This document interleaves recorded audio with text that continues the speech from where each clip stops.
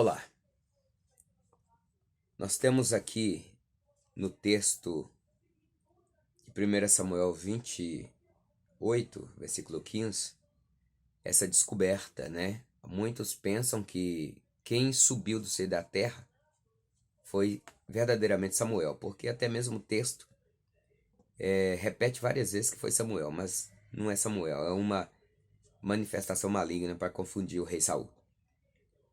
Mas aqui, para acabar de esclarecer isso, eu quero entrar num assunto que nós vamos comprovar. Quando nós pegamos Hebreus, escritor aos Hebreus, capítulo 9, versículo de número 27, vamos conferir lá para que a gente possa estar vendo acerca da palavra de Deus, o que verdadeiramente Deus diz para nós acerca das suas palavras, as verdades sobre o porquê não foi Samuel que subiu do seio da terra, mas foi uma manifestação maligna. E dentro disso, nós vamos para muitos outros assuntos que vai estar desmascarando, desfazendo algumas crenças que muitas pessoas têm. Então, o escritor aos Hebreus, capítulo 9, versículo 27, diz assim: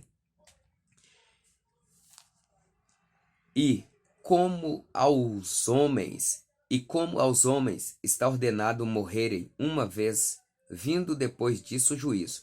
Então, aqui o escritor aos Hebreus, né, vai dizer que o homem, ele morre uma só vez. Depois da morte do homem, segue-se ao juízo. Então, isso deixa claro para nós que quem morre não pode mais voltar. Se aparecer para alguém, se alguém morrer e aparecer para alguém, é o diabo. Não é aquela pessoa que morreu. Porque quando ele morre, ele vai para um estado intermediário. Se morreu com Cristo, vai para o céu. Se morreu sem Cristo, vai para o inferno.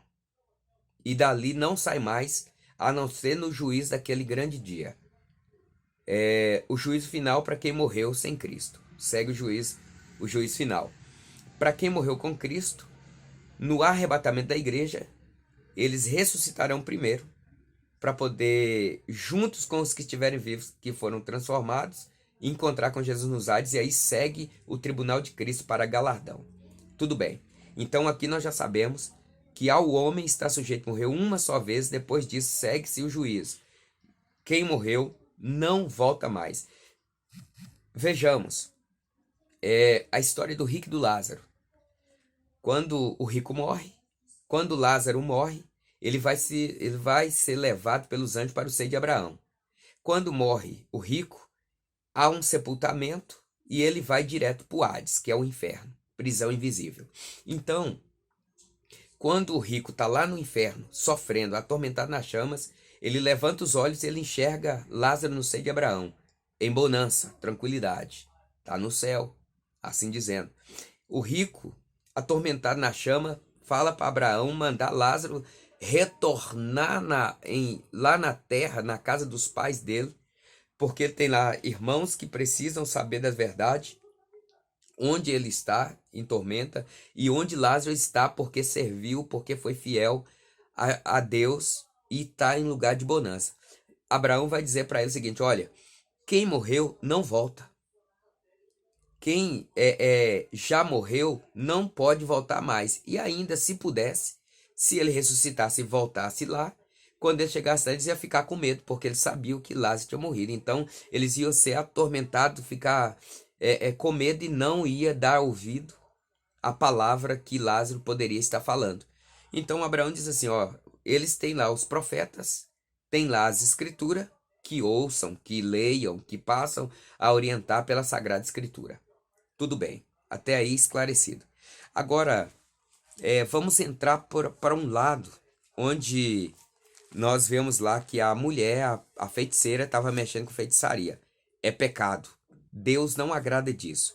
Se nós pegarmos Gálatas, capítulo de número 5, vamos pegar Gálatas, capítulo de número 5, versículo de número 9, que diz assim: um pouco de Gálatas, capítulo 5, versículo 9. Vamos lá.